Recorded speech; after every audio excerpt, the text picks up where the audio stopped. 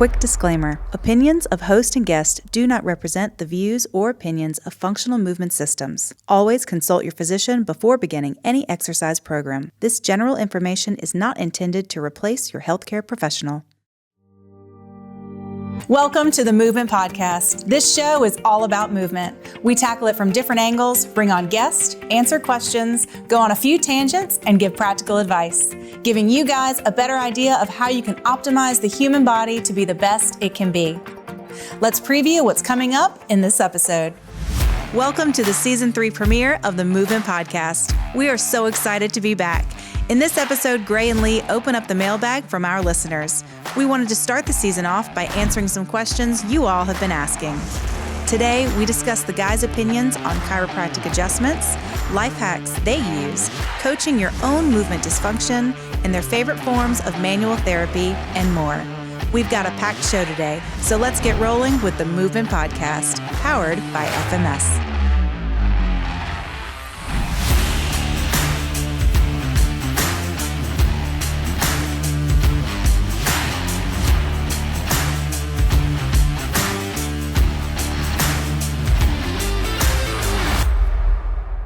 All right, guys, thank you for being here today for the podcast.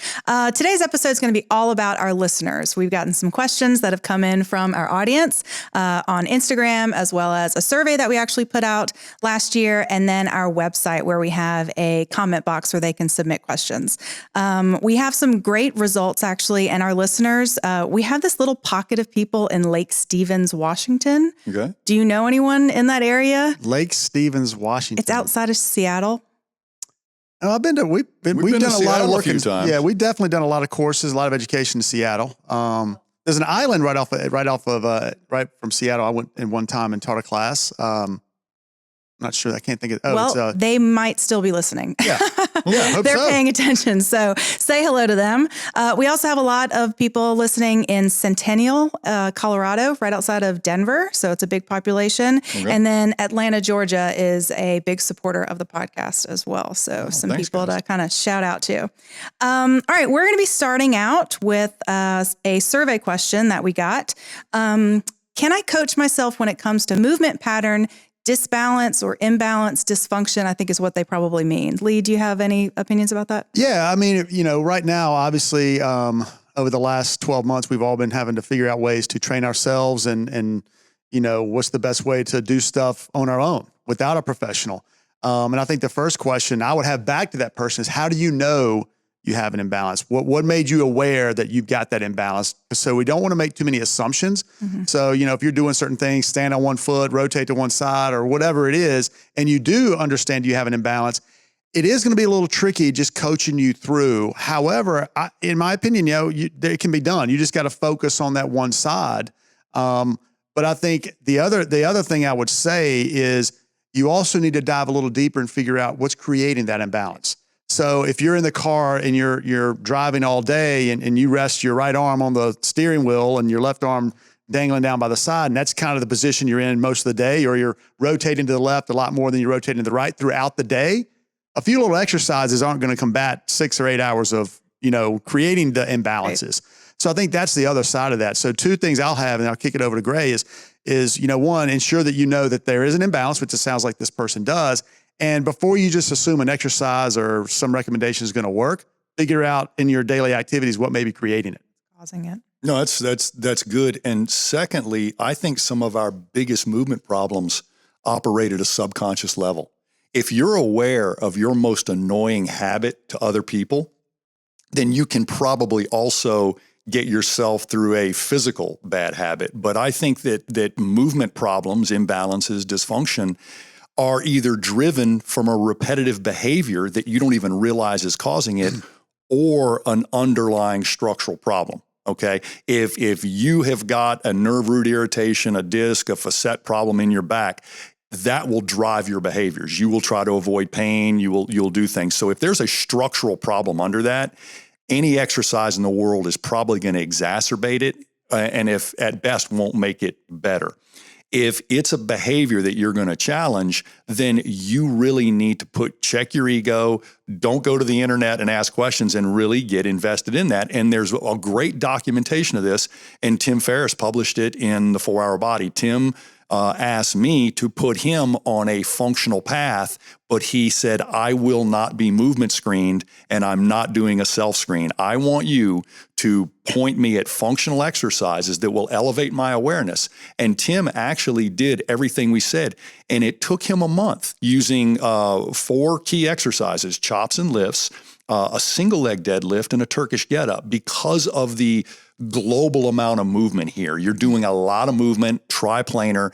And I kept saying to Tim in our correspondence, make sure that you're balanced on each side. One side shouldn't be worse than the other. And which is your worst pattern, and where you're making progress. And over about a month, Tim actually said in that book chapter that I feel stronger and more put together than ever. And I actually think that that was probably better than me screening Tim and just saying, you got a tight left hip and a tight right ankle, because he invested for a month. Most people don't have the tenacity or grit that Tim Ferriss does in the self-experiment.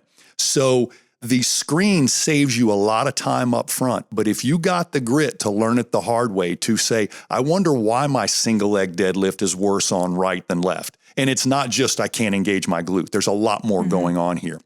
Then it's a very good journey. And I think it creates a more sustainable functional product, meaning when the weight comes off slow, it usually doesn't come back on so fast. When the weight comes off fast, that means you figured out how to moderate your diet, but you haven't really changed your behaviors. So I would commend anybody that would try to explore this, but just realize your worst subconscious habit is not at your conscious control. You can't control it consciously. So setting the baseline with the screen and then revisiting that in a month it will let you know if you can do it yourself or not. So the answer is maybe. Well, great. One of the misconceptions that, as we talk about asymmetries and imbalances in the body, is that people assume you've got to be perfectly balanced. And that's pretty much impossible with us being right or left-hand dominant. And for a lot of people who create these dysfunction and imbalances because of their behaviors, it's not going to happen overnight. And the expectation should not be that everything I do on my right side is going to be equal to my left, right?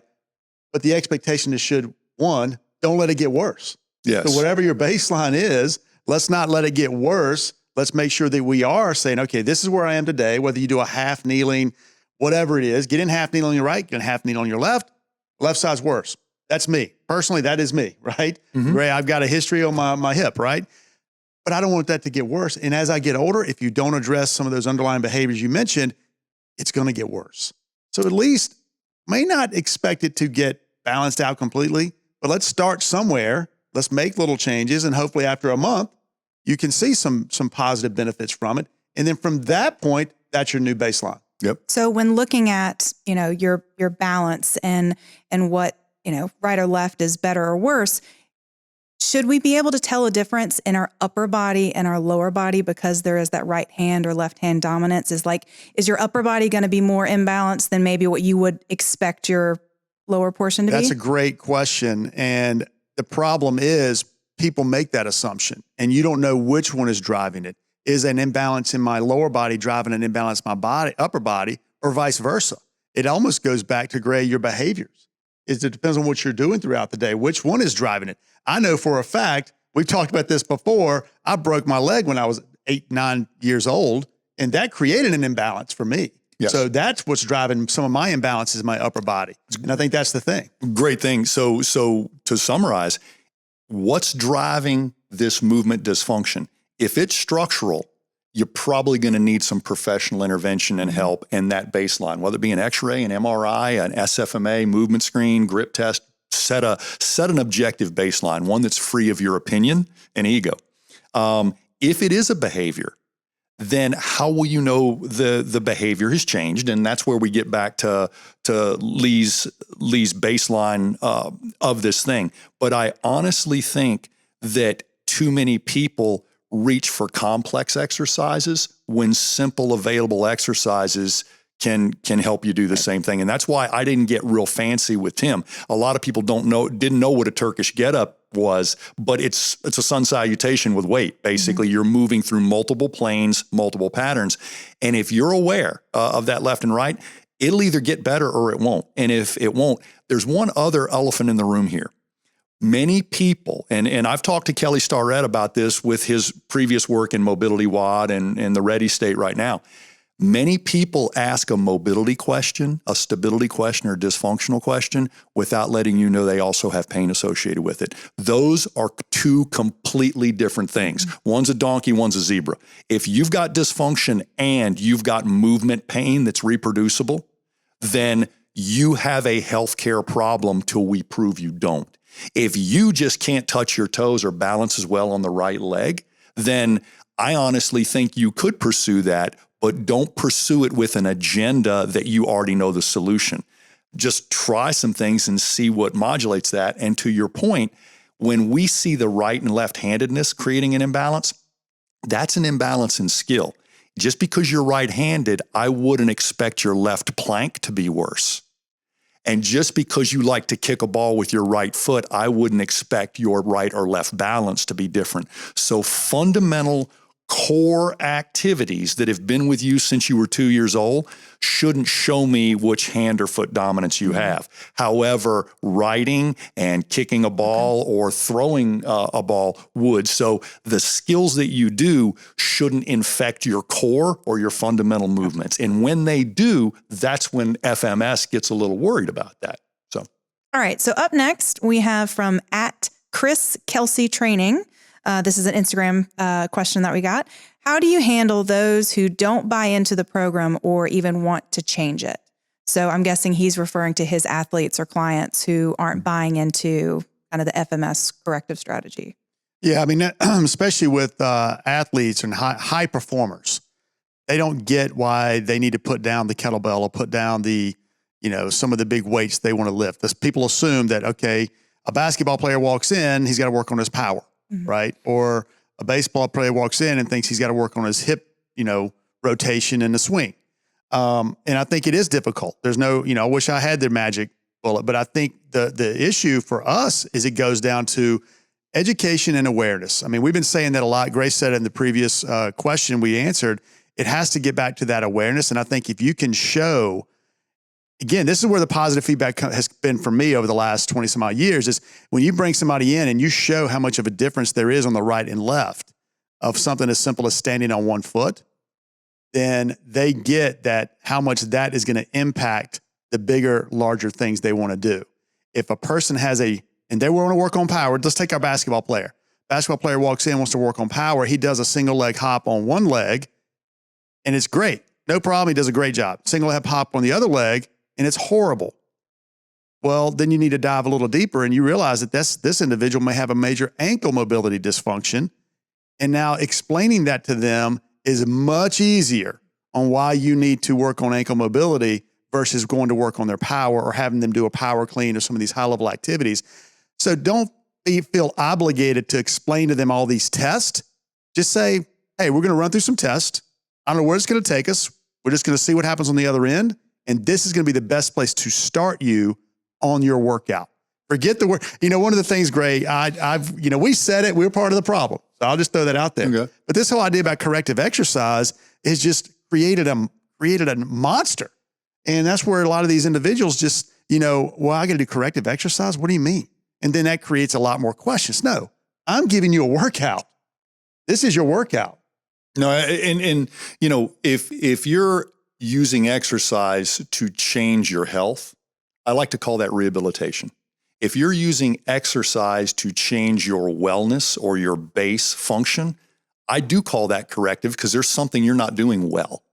And when you're doing exercise to change your fitness level, I call that conditioning because now we're working on often. And to articulate what Lee just said, I don't think you can outstatement somebody's bad opinion of this or somebody, I don't think you can out information the biggest skeptic in the room. At some point, I will either say, all right, let's do it your way. Show me how we can change this in the next 10 minutes. Let's do it your way. Okay. And I'm operating on a quote that I've used all my life to myself and people I have conflict with. A fool who persists in his folly will soon become wise. Is that your opinion? Let's take it to the nth degree and see how measurable your opinion is on the other side of this. But I honestly think with media being so accessible and information being so widespread and polarizing, take the information that seems to be the best evidence. What's the experience we just had? And that's what Lee was talking about. We're going to do an experience that doesn't require me or you to talk. Is your left and right side equal? And if we're expecting you to jump well, would we expect an equal contribution of both your legs? Because if they're not contributing equally, we already have a crack in the foundation of jumping mechanics. So I often like to not over information my patients, my clients, my athletes. Here's what I think. Okay. Do you agree or disagree? Well, I don't know. We can do it your way or do it mine. Here's the experience I'd like us to go through now. I'd like us to vet this movement thing. But I don't need you to have delayed gratification for 6 weeks. We're coming right back to your single leg stance, your squat, your plank on the left, whatever it is. And we either change that or not. I'm totally exposed and transparent here during this experience. If you follow me and we do a toe touch progression or we try to fix your deadlift mechanics or whatever it is, I'm totally exposed. On the back side of that, we will measure and reflect. So information, experience, and reflection. And if your shtick doesn't have 3 equal slices of pie, you're talking too much. As simply as that. And you're not even convinced yourself, and you're trying to convince somebody else. So tell them what you think, ask them what they think. If they don't agree, which one should we do? We'll do yours and retest. We'll do mine and retest. And it doesn't take as long as you think, because when most people see that level of transparency and confidence, they're like, all right, we'll do it your way.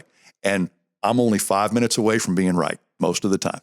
So it's the two things right there, Grace. It's experience and the awareness. Is putting the athlete, the patient, the client in the position that they can experience and become aware without saying a lot. I think with the amount of video education, with the amount of stuff being thrown out there through all these forms of media, which we're a part of right here, right?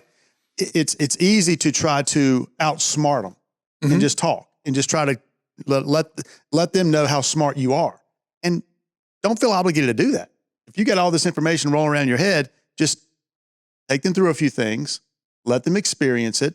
And if you're good and confident, that'll take care of itself. No, it's good because when somebody has a flexibility or balance or motor control problem, and you simply look at them and said, listen, try harder, make your leg raise better, make your balance better. And they're like, I can't. Then don't we both agree that this is outside of conscious control? And there are different tools to hack into your subconscious running of your body. And that's sort of what we figured out, because the reset that we like to see, that quick response we like to see in movement, most people are, well, how long is that going to last? It doesn't matter. It just demonstrated this situation is plastic, not static and not stuck in concrete. There was a change. How can we foster that change so you can start growing in a different direction? And so when we see these really hard movement problems and you can't change it, then we got to admit there's a subconscious driver or something in you is broken. Let's figure it out. All right, moving on. We've got a little bit of a fun one here. This was a question that we received on our survey. Do you have any life hacks? And I think this can go in any direction you want it to. Well, one of my big life hacks was, as I got older, I don't respond to drinking as well as I used to. But for me, over the years, I think, one of my biggest one, this is going to be a different, is, water, hydration. For me, hydration has been a major, I'm constantly drinking water throughout the day. And over the last, I would say 15 years, maybe, or 20, I'd say go back to 20 years. I didn't drink water hardly at all. And now sweet I tea. think that's one thing. It was all sweet tea, right? I grew up on sweet tea down here in the South, but I can't handle that sweet tea. I've never been able to handle the sweet tea as much, but Diet Cokes, things like that. I think just switching over and, for me personally, but I think, drink a lot of water throughout the day. It'll clean you out. last year, you and I both started playing around with the Oura Ring, and I've been unbelievably jealous of Lee since we've been comparing our data, because his conscience must be clear, because he sleeps very well. I don't sleep well at all and never have, but I always had opinions about it, and I always thought I was tough enough to get by on less sleep than most people. And after, 50 and after a few surgeries, you realize how much interrupted sleep you have. So instead of just getting more information about it, I wanted to basically see what my sleep was like at night. And I think the Oura Ring helped me look at sleep and then look at some of those things that influence my sleep. And one of them is, watch your caffeine, especially after noon, and what is your ritual before you go to bed, and what's your sleep environment like? And every time I've used the information and then had that feedback, I've learned something. So I've hacked my way into maybe 15% better sleep simply by being aware of how bad it was. What's that cutoff point for you and having caffeine in the afternoon? Like, I probably have a cup every day at 3 p.m., but is it like 4 p.m. or did you really see anything after 12? You were having a difference in your sleep? All right, let me add to that. My question would be, why do you feel the need to have caffeine at 3? To you, 3 o'clock, but to Gray in the afternoon, why do you feel the need to do it? Because I don't feel the need to do it.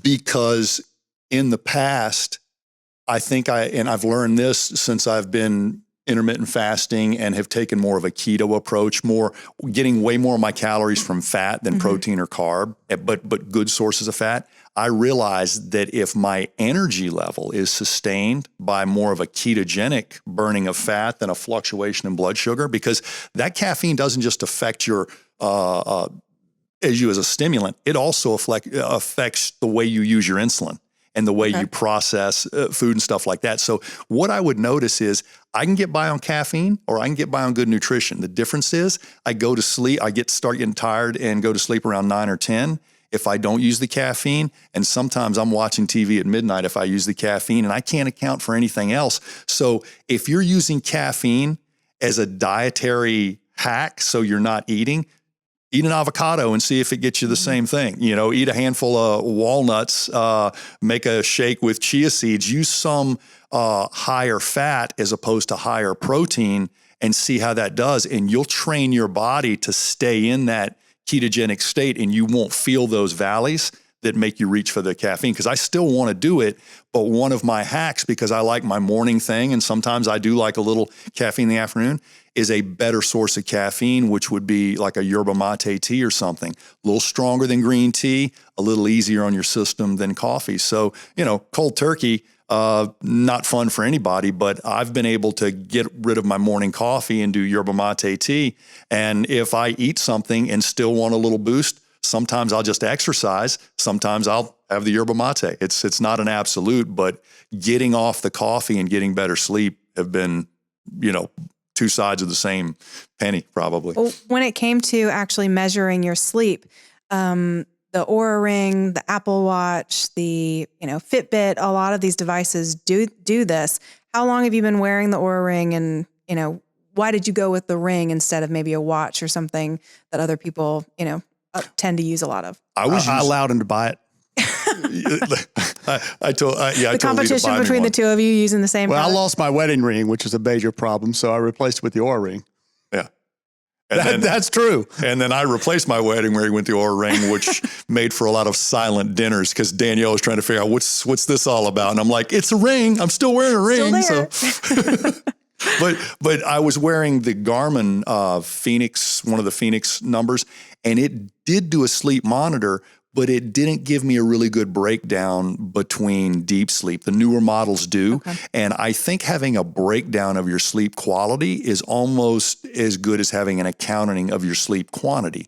And just like FMS, we look at movement, quality, quantity, and anything, I think it's good to have that breakdown. And at the time, the technology and the heart rate variability that Oura Ring did not only gave you a better breakdown of where you spent your sleep time, but it also gave you a state of readiness that I wasn't getting from the previous version of the watch. So I still think the Oura Ring's probably not going to be your best exercise device, but it's a great 24-hour sleep, activity, state of readiness tracker. But if you really want real-time feedback from an exercise device, I think you're still going to be wearing a chest strap, basically linked to a wearable. Yeah, the only other thing I'd add to the life hack question is, for me, I think not feeling obligated to go kick your ass in the gym 4 or 5 days a week. Because that's one thing that back going on 15, 20 years ago, that's what I was doing a lot of is lifting heavy, doing the kind of the, ass kicking workouts. And as I got older, feeling like, you know what, a good walk today is probably better suited for me, and doing more, lower level, lower stressful things is the other thing that kind of, and giving myself permission to do that is probably the biggest thing for me personally over the last, say, 5 to 10 years has probably helped me out. No, that's a good point. And I think all of us in health and rehabilitation, fitness and stuff like that, I think we feel obligated to have that formal, high intensity compartment of exercise when really most of us could have a more well-rounded form of life if we had better activity levels other than our exercise. I feel very bad for people who may be in a situation where their only physical activity is their exercise hour or 35 minutes. And I think getting outside and doing something at a mild level, whether it just be walking or some other activity that doesn't have sets, reps, and compartmentalized activity attached to it, is actually invigorating. Because, we probably got more people right now trying to exercise than ever before in the world. And yet we've got some of the most unhealthy people in the world. Unhealthy, but trying to stay fit is probably not going to end well.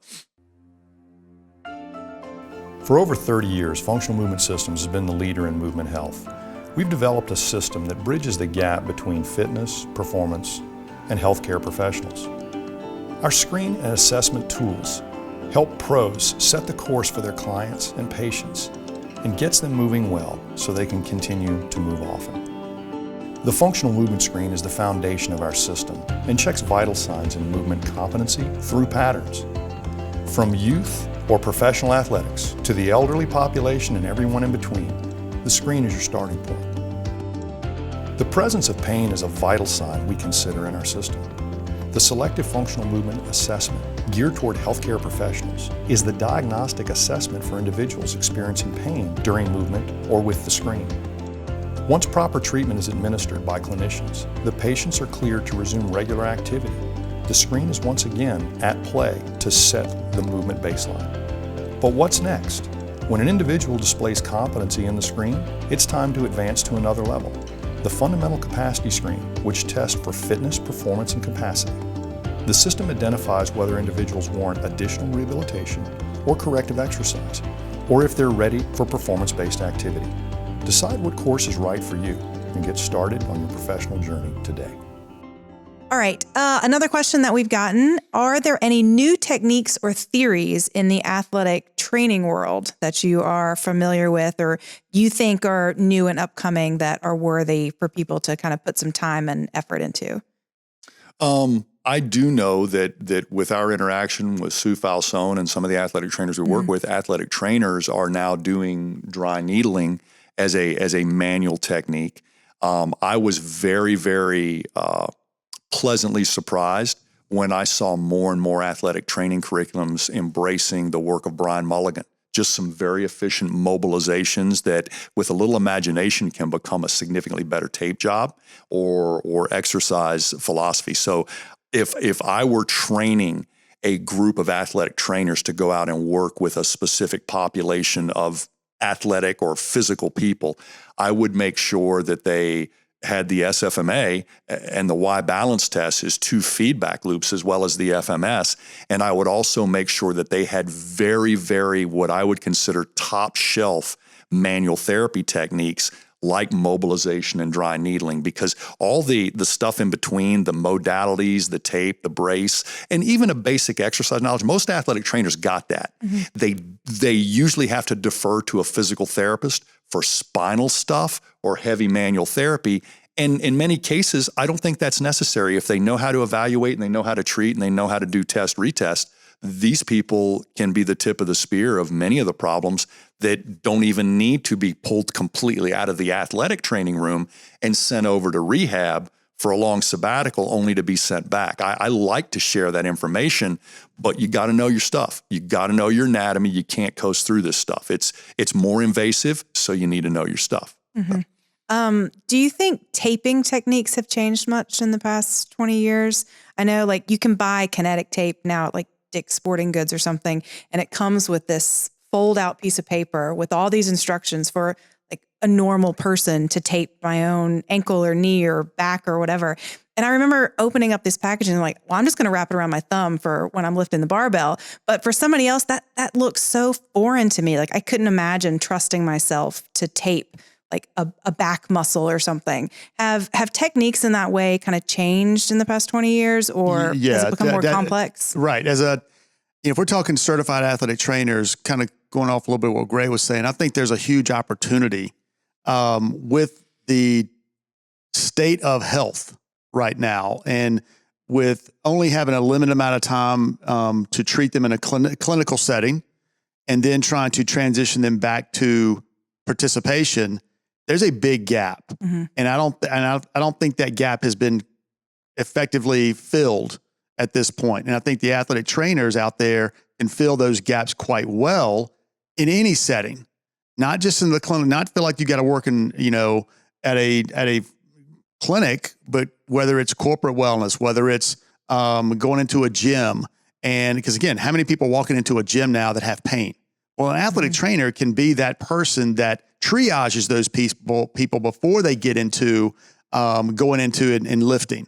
And I think that's where I see there's an opportunity as a certified athletic trainer for that profession. Honestly, it frustrates me it really frustrates me because I think too much they're pushed or pigeonholed into that clinical setting where at the end of the day, they're not coming from an athletic trainer who's worked with some of the top physical therapists. And I hate to say that in front of him.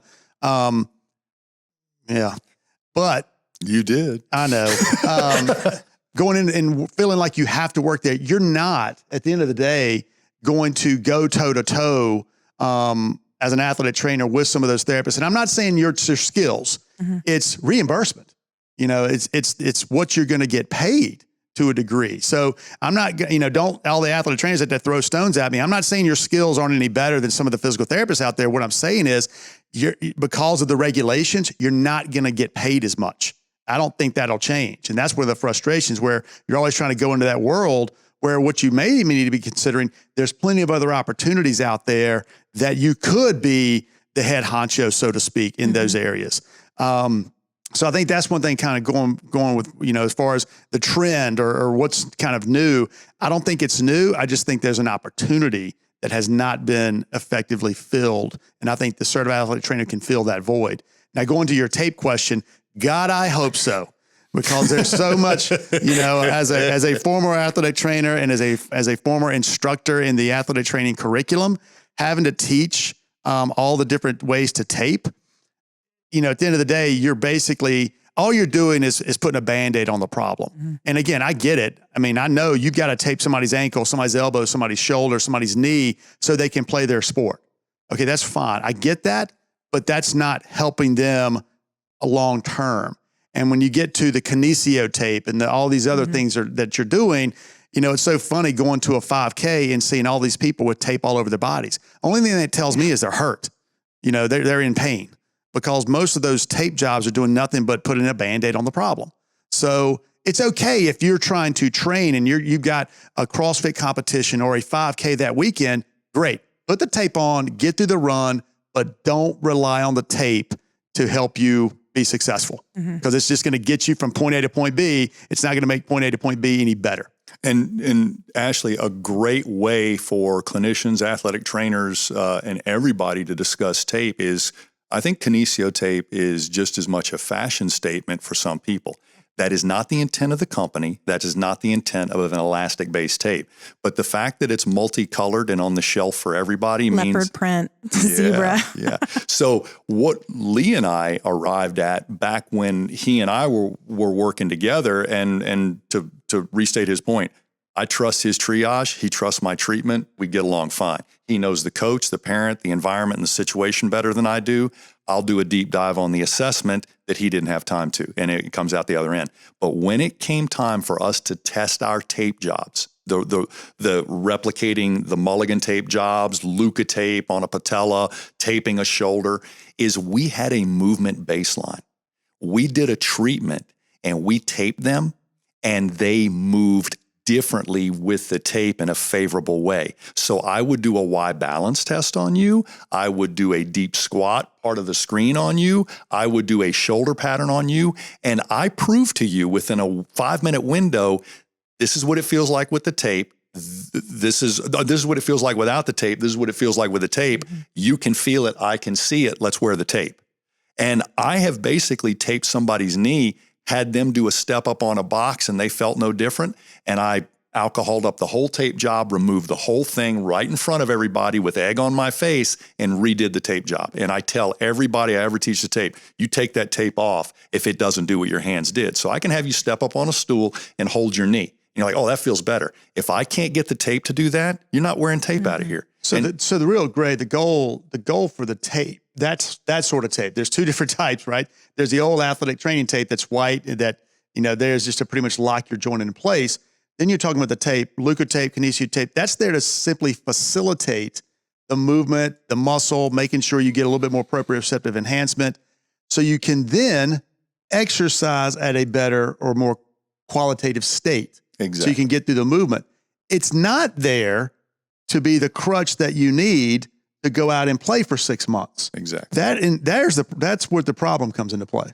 And so what we started noticing, especially with some of the research on the classic ankle tape jobs, most of those were made, as Lee said, to get you through a game, not to get you through training. If you need tape to train, you must prove that tape is as important to your training as the equipment you're using and the movement pattern you're exploring. And so the tape actually, as Lee said, must facilitate rehabilitation or protect the immediate situation. And so tell me why you're doing the tape. Are you doing it to improve movement or safely restrict movement so they can participate in a small slice of time?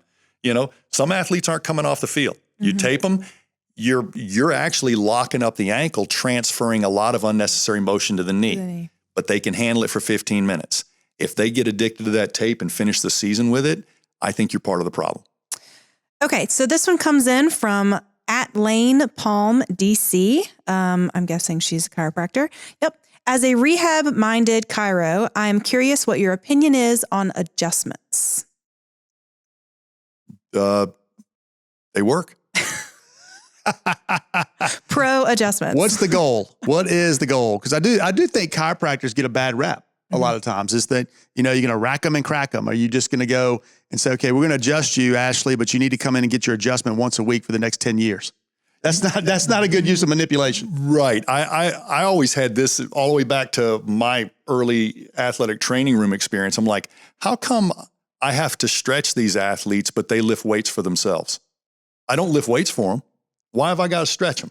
And so if somebody is dependent on me for their flexibility, if somebody's dependent on me for their neck adjustment, I have to have a prognosis, a long-term goal. So one of the things that once I got to a certain level as a manual therapist with manipulation, dry needling, and all those things at my disposal, I don't want to do this a lot.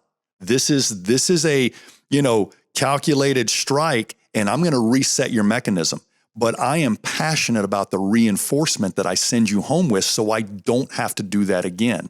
So if you can demonstrate a significant change in local movement, my neck moves better, and my plank and deep squat just got better because my neck is now part of the system, not a thing, then you've demonstrated it. Now, demonstrate to me that you can remove yourself successfully, or you could be creating unnecessary dependence. So use that adjustment talent that you have to make your point. But I'll be honest with you, nowhere else in nature, the animals need adjustment. They just move with integrity. And when they don't move with integrity, they get a life lesson that they don't plan on revisiting. So it's nice that we have that skill set, but I do see people getting very dependent. It's like if your kid's still on training wheels and they're 15 years old, they're not a cyclist. Great. It's no different than the previous questions about tape, dry needling, anything else. It's get you in a place where you can be independent of those needs, of whether it's manipulation, needling, tape, or anything. It's trying to get you in a position where you got that reset. It helped. It certainly needs to be done, but let's not need it for the rest of your life. No, and believe it or not, even in the strength and conditioning world now, there's a lot of people who figured out ways to reset these primitive reflexes. And it makes an appreciable change in bad movement really quick.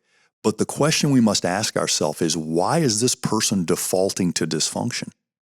What's driving that? Is it a structural problem, behavioral problem? And at some point, if I keep treating this for you, it's actually going to go wrong. Meaning, if I keep manipulating you in one direction all the time, I'm not going to be able to go to that well that often. What if, Ashley, I was flicking my finger right at your eye saying, don't blink, don't blink, don't blink? You could probably force yourself not to blink.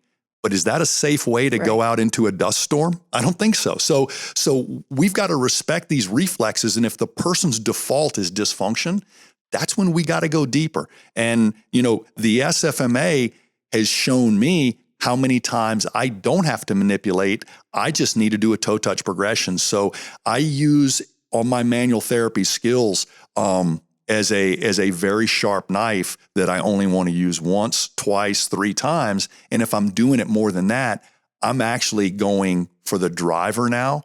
And that's why in many times the SFMA, we're not manipulating the area of your body or adjusting the area of body that you're pointing at. We're actually going somewhere else in your body and finding a dysfunction that's driving that. And as Greg Rose, chiropractor that's on our team says, is the pain isn't necessarily where the problem is. The pain is where your focus is. Our job is to go where the problem is. So making those adjustments in areas that they're not pointing to is sometimes the most elegant use of that skill. So going back on manual therapies, we also received a question: what are your favorite forms of manual therapy technique, and for what did you use them? As an example. I consider adjustment, manipulation, mobilization, and dry needling some of our most aggressive and highly skilled techniques. Done right, they can save you weeks. Done wrong, they can get you into malpractice. Now, we have what I would call the lighter techniques, and this is not undermining them at all. The tissue scraping, the vibration, the cupping, and deep tissue massage, these are great things, but they help us dump tension. Whereas the manipulation and the dry needling, more aggressive, more invasive. And I often combine these things. I'll do some massage or tissue scraping prior to needling or after needling, just to sort of desensitize the area and realize that I'm treating way more than one tissue. All right. In those 2 buckets, you got the aggressive and the non-aggressive. Where does Mulligan techniques fall into that? They straddle the fence. They're unbelievably powerful, but I would be willing to show somebody a Mulligan technique and walk away knowing that they had their basics down. I'm not going to do that with a neck manipulation or dry needling. So I really think that Mulligan, of the softer techniques, is unbelievably powerful with a feedback loop built right in. I can't sing the praises of that enough. And I actually had a chance, and Lee and I took a couple of Brian Mulligan courses together from Brian Mulligan.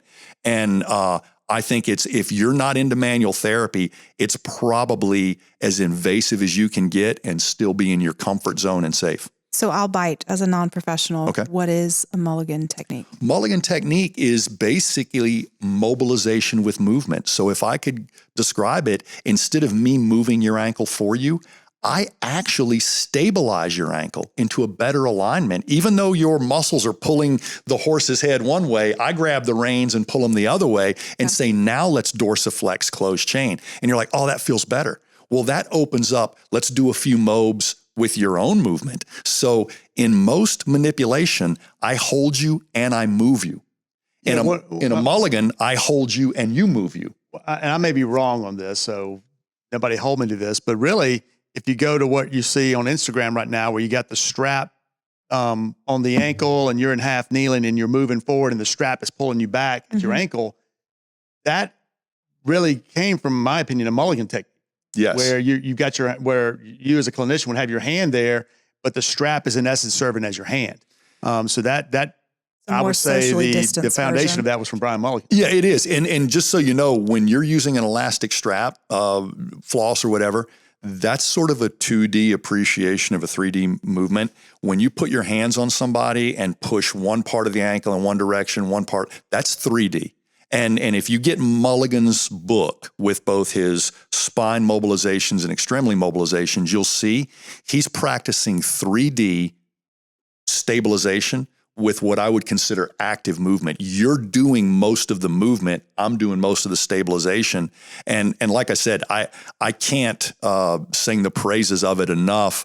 It's simply, if you have something like the SFMA or the movement screen to appreciate how much movement just changed, not just, because I'm not going to ask you, right? You're going to say, my ankle feels a little bit better. But if your balance got 10 seconds better without practicing balance, we did something. We did something to your central nervous system. And the reason I also love Mulligan is it allowed Lee and Kyle and many of us in the clinic to take that mobilization we knew we could only do 3 times a week and tape you into that same situation and wean you off the tape and up your exercise ante at the same time. So yeah, it's not my favorite technique because it's the most technical or impressive. It's my favorite technique because it's the most practical. Yeah. More bang for your buck, because you mentioned taping. Back when I was the athletic trainer working in the trenches, I wouldn't tape traditional ankles. I mean, I got to where if a kid had an ankle sprain on Friday night football and I had to get him ready for the next Friday night, he wouldn't have his ankle taped up with the white tape or ankle brace. He'd have the Mulligan tape on, and they were responded 10 times better than throwing the old white tape on there. And there's definitely some of that. And to throw a word at you, it's the difference between arthrokinematics and osteokinematics. Woo! There you go. And that's the 3D appreciation. That's right. It's what's happening at your joint as it's rolling, sliding, and gliding, and what's happening to goniometry. So bending my elbow, that's osteokinematic motion. I can just measure flexion, extension. The arthrokinematic is what's happening between the joints that make up that elbow, and how can I influence the way those joints track on each other? You can't see it through the skin. So, right. Yep. Well, I definitely learned something today. I hope our audience did as well. Thanks so much for submitting these questions, guys. We really appreciate it. You can submit them to our social media channels. You can just DM us there or go to our website at movementpod.com. All right. Thanks. That'll do it for this episode of the Movement Podcast. Thanks for listening. And if you liked what you heard, please take a minute to subscribe and review.